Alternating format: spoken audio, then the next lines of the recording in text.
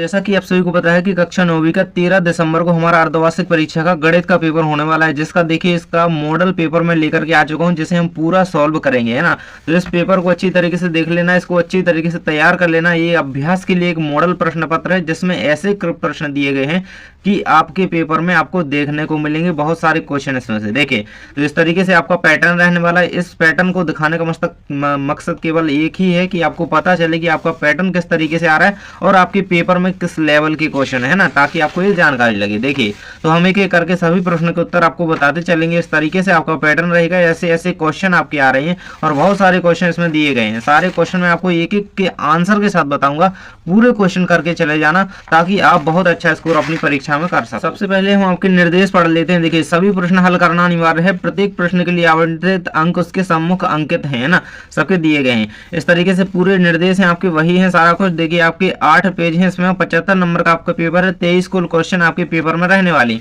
देखिए, इस तरीके से इसके इंस्ट्रक्शन एक एक करके पूरे के आंसर मैं आपको बताते चलूंगा। देखिए, याद करते चलना साथ में। देखिए, सही विकल्प का चयन कीजिए। तो पहला क्वेश्चन पूछा गया है 64 की घात -1/2 का मान है ना। इसका मान क्या है, तो आपका राइट आंसर आ जाएगा 1/8, है ना। तो इसका आंसर आपको लगा लेना है 1/8। नेक्स्ट आ जाता है बहुपद x² - x -6 के शून्यक हैं। तो 3 - 2 3 2 या -3 - 2। देखिए, यहाँ पे x² - x -6 के पूछे गए हैं, तो इसका आप सॉल्व करेंगे तो 3 - 2 आपका राइट आंसर आ जाएगा। नेक्स्ट हमारा आ जाता है बिंदु -2 - 3। देखो, तो माइनस माइनस की अगर बात आए तो ये किस चतुर्थांश में होगा। यदि आपने निर्देशांक ज्यामिति चैप्टर को पढ़ा है तो उसमें देखिए माइनस माइनस होते हैं तृतीय में और प्लस प्लस होते हैं तो प्रथम में होते हैं, माइनस प्लस होते हैं तो इन दोनों में से कंडीशन बनती है। इसका आंसर हो जाएगा आपका तृतीय में।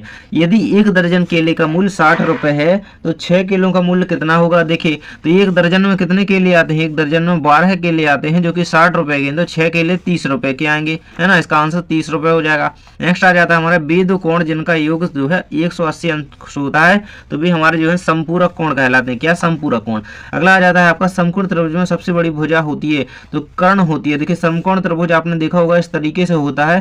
तो देखिए, आप इसमें देखा पा रहे हो सबसे लंबी भुजा कौन सी है, ये क्या होती है, कर्ण भुजा होती है। तो आंसर क्या हो जाएगा आपका कर्ण, इसको याद रखना।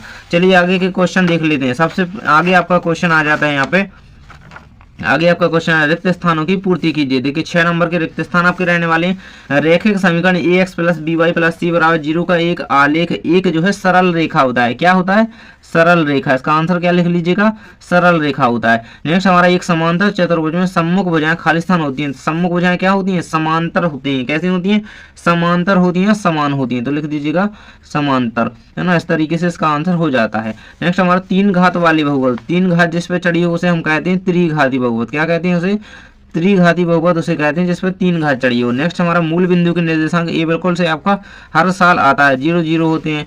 भिन्न 1/4 का दशमलव रूप पूछ रहा है ना। इसका अगर परसेंटेज में पूछा जाए तो क्या लिखोगे, है ना, 25% हो जाएगा। और 1/4 का दशमलव रूप पूछा गया तो 0.25 ये आपका हो जाएगा।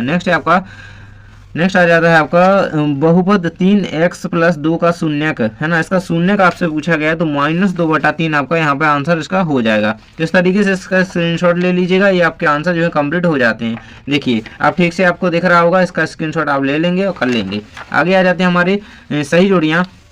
0.45 प्लस आपको इसको जोड़ना है, तो इसका आपका आंसर हो जाएगा डी नंबर का ऑप्शन से आपकी इसकी सही जोड़ी यहाँ पे मिल जाएगी, डी से, है ना। तो इससे आप इसको मिला लीजिएगा, ये हो जाएगी फाइल की। नेक्स्ट टाइम आ जाता है हमारा -306/9, तो इसकी जोड़ी आपको कहाँ मिल जाएगी, सेकंड की मिल जाएगी आपकी।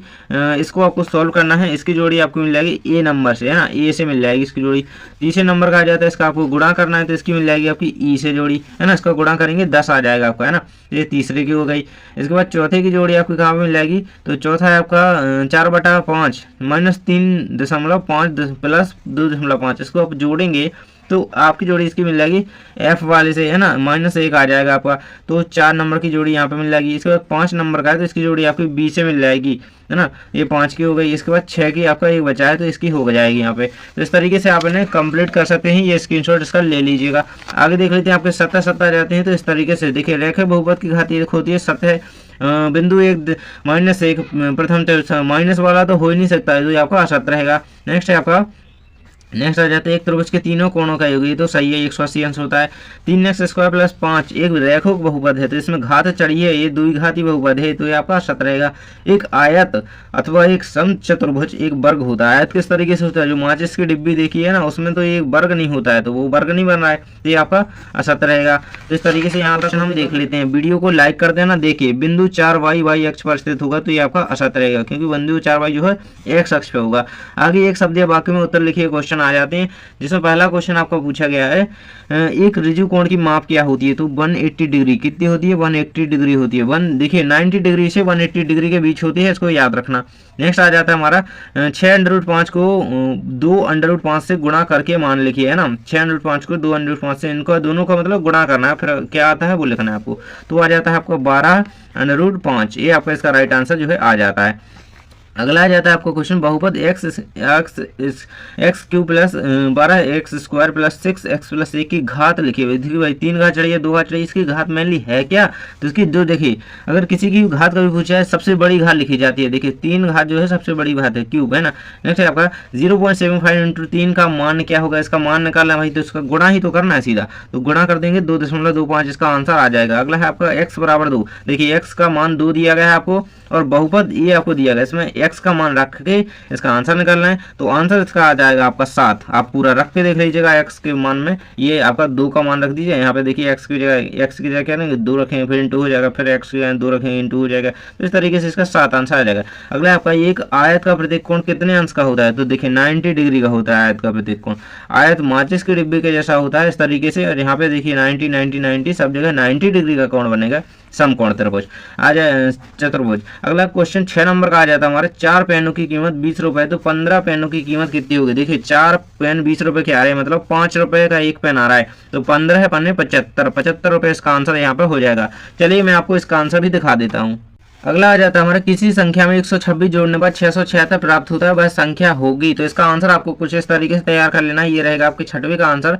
देख सकते हैं यहाँ पे किसी संख्या में 126 जोड़ने पर 676 प्राप्त होता है, तो वह संख्या कौन सी होगी, 550, ये आपका उत्तर हो जाएगा। इतना सा उत्तर है इसका, बस इसे कंप्लीट कर लीजिएगा। अगला क्वेश्चन है आपका संख्या -7, 6, -9 और 8 का योग क्या होगा। योग पूछा गया, मतलब इनको जोड़ना है एक तरीके से, है ना। देखिए स्टैंडर्ड और बेसिक मैथ में आपका पेपर आना है तो अलग अलग आना है ना, ये रहेगा आपका आंसर। इसका कंप्लीट कर लीजिएगा, -2 इसका आंसर हो जाएगा। अथवा में क्वेश्चन है -37 में 73 जोड़ने पर कितना होगा, तो इसको जोड़ेंगे तो देखिए माइनस प्लस प्लस हो जाएगा, माइनस हो जाएगा, माइनस प्लस माइनस, और चिन्ह भी प्लस का आएगा, तो 36 आपका राइट आंसर यहाँ पे अथवा आ जाएगा 7वें का। इसको कर लीजिएगा। अगला क्वेश्चन आ जाता है हमारा 9 की घाती 1/2 का मान क्या होगा, है ना। अथवा हम कहता है कि 1/√2 का हर का परिमेयकरण कीजिए। ये क्वेश्चन बिल्कुल से आपके पेपर में आना है ना। तो इसका आंसर मैं आपको दिखा देता हूँ, ये रहेगा हमारा 8वें वाले का उत्तर। ये देखिए अथवा का भी दिया गया है, ये हर का परिमेयकरण भी किया गया है, और इसको कंप्लीट कर लीजिएगा, है ना। ये दोनों का आंसर आपको सामने दिया गया है। 8वें का ये उत्तर रहेगा, 76 आ जाएगा, और हर का परिमेयकरण इस तरीके से आप कर देंगे तो ये आपका आंसर यहाँ पे आ जाएगा, है ना। ये आपका अगला क्वेश्चन आ जाता है x³ + 1 को x + 1 से भाग देने पर शेषफल जो है ज्ञात कीजिए, है ना। तो शेषफल ज्ञात करना है, तो इसका आंसर मैं आपको दिखा देता हूँ। और पूछा गया अथवा में बहुपद px = x - 1 और x + 1 के लिए p0 व p1 जो है ज्ञात करना है आपको। तो ये रहेगा आपका अथवा सहित 9वें का उत्तर। यहाँ पे देख सकते हैं 9वें का उत्तर दिया गया है, और इसके अथवा वाले का उत्तर दिया गया है 0 आंसर हमारा आ जाता है। तो इस तरीके से आपको इसे कंप्लीट कर लेना। अगर अथवा वाले का 9वें के अथवा का आप आंसर यहाँ से करना चाहें तो ये वाला भी कर सकते हैं। देखिए यहाँ पे आपको आंसर मैं इसमें दिखा देता हूँ, ये रहेगा आपके सामने आंसर, 0 ही आंसर यहाँ पे आ रहा है, देखिए, है ना। तो इसको भी आप कर सकते हैं, ये वही क्वेश्चन है, इसको आप कर लीजिएगा। ये रहेगा इसका अथवा वाले का अथवे का आंसर, ये भी दिया गया है, और इसे करना चाहें तो ये भी कर सकते हैं, सेम ही है, कोई दिक्कत नहीं है। इसके बाद आपका नेक्स्ट क्वेश्चन आ जाता है बिंदु 0, 2 और -1 और 0 किस अक्ष पर स्थित होंगे। देखो ये प्रथम पे होगा, ये कितने माइनस प्लस कितने पे होता है, ये द्वितीय होगा, द्वितीय पे होगा, है ना। x अक्ष पे होगा, एक y अक्ष पे होगा, तो प्लस प्लस कहाँ पे होगा, ये y अक्ष। यहाँ पे आंसर आपका दिया गया 10वें का। इसका उत्तर इस तरीके से आपको पूरा लिख देना है, ये रहेगा कंप्लीट इसका आंसर। चलिए आपके आगे के क्वेश्चन देख लेते हैं। तो कुछ इस तरीके से हमारे आगे के क्वेश्चन आ जाते हैं। देखिए बिंदु 4, 0, 5, 6, 0, -5, 2, 3 और 4, 5 को कार्तीय तल लिमिट निर्धारित कीजिए। तो देखिए आपको इसका क्या करना है, इस तरीके से आप दो रेखाएं खींचेंगे, एक एक्स अक्ष एक वाई अक्ष, है ना, और फिर आपको ये बिंदु रेखाती तल में निर्धारित करना है। मतलब प्लस प्लस जोन है, ये जैसे 4 हो गया 0 हो गया तो क्या यहाँ पे होंगे, ये होंगे प्लस प्लस में, है ना। चलिए इसका आंसर हम आपको दिखा जाता है आपके इस क्वेश्चन का आंसर, जिसको आप कंप्लीट कर लीजिएगा। ये आपके सामने पूरा का पूरा इसका आंसर दिया गया है, इसको कंप्लीट कर लेना है ना। तो इसके बाद आ जाता है के किस मान के लिए x बराबर 2 y बराबर 1 समीकरण 2x प्लस 3y बराबर k का एक हल है। तो इसका आपको सॉल्यूशन करना है। अथवा हम कहते हैं समीकरण 4x प्लस 3y बराबर 2 के 2 हल लिखिए। चलिए मैं आपको 11 नंबर के प्रश्न का उत्तर बता देता हूँ। देखिए तो इस तरीके से आपको 11 का उत्तर कर लेना। ये रहेगा आपके 11 नंबर के प्रश्न का उत्तर, जिसमें आपको दिया गया देखिए के किस मान के लिए x बराबर 2 y बराबर 1 समीकरण के लिए आपको हल निकालना है। ये आपका 7 यहाँ पे k का मान आ जाएगा, है ना, k का मान क्या आ जाएगा 7। इसको कंप्लीट कर लेना। इसके बाद आपका अथवा था समीकरण 4x प्लस 3y बराबर 2 के 2 हल लिखिए। तो इसका आंसर आपको लिख देना है यहाँ पे, ये रहेगा आपका इसका आंसर। देखिए समीकरण 4x 3y के 2 हल लिखिए। तो इस तरीके से 8/3 आ जाएगा एक, और आपका एक 4 आ जाएगा। तो इसको कंप्लीट कर लेना है। इसके बाद हमारा क्वेश्चन आ जाता है यहाँ पे परिभाषित कीजिए समांतर रेखा, अथवा हम कहता है परिभाषित कीजिए रेखाखंड। इन दोनों की परिभाषा लिखनी है 12 नंबर के प्रश्न में। इसका आंसर आपके सामने दिया गया। रेखाखंड की परिभाषा ये दी गई है आपके सामने। इसको रेखाखंड क्या होता है, जो दो बिंदुओं पर देखिए खत्म हो जाए इस तरीके से, है ना, आगे नहीं बढ़ सकता है। इसके बाद समांतर रेखाएं, तो समांतर रेखाएं देखिए दो रेखाएं जो कभी मिले ही ना, प्रतिच्छेद ना करें, वो समांतर रेखाएं कहलाती हैं। इसका आंसर आपको ये लिख देना है। तो इस तरीके से इन दोनों का आंसर आपको ये कर लेना है। इसके बाद नेक्स्ट क्वेश्चन आपका आ जाता है प्रथम 3 सम संख्याओं के योग में प्रथम 3 विषम संख्याओं के योग को घटाने पर प्राप्त संख्या को लिखिए। अथवा हम कहता है कि रमेश ने एक बैंक से 18,500 रुपये जो है प्रति माह उधार लिए, और 2 वर्ष बाद वह ब्याज जोड़कर 21,360 रुपये अदा करता है ना। तो उसे कर्ज चुकता कर दिया, तो उसने जो है बैंक से कितने रुपए ब्याज के लिए अदा किए। देखिए ये आपका आंसर दिया गया है, ये रहेगा आपका 13 का आंसर, और 13 के अथवे वाले का आंसर भी यहाँ पे दिया गया है। ये 14 का आंसर नहीं है, 13 के अथवे वाले का आंसर है ना। इसको कर लीजिएगा। ये आपका आंसर यहाँ पे हो जाएगा 2,860 रुपये, है ना। ये आपका आंसर यहाँ पे कंप्लीट हो जाता है।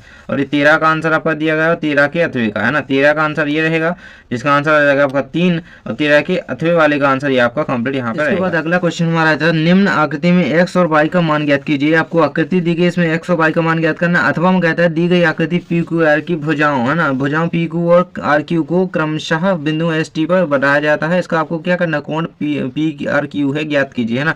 इसके देखिए, है ना, इसका आंसर आपका हो जाएगा ये वाला। इसके आंसर, इस आकृति का आंसर आपका ये कंप्लीट आपको कर लेना है। इसका पूरा आंसर आपके सामने दिया गया है, जिस तरीके से इसको कंप्लीट कर लीजिएगा। आगे देख लेते हैं आपके इस वाले क्वेश्चन का आंसर।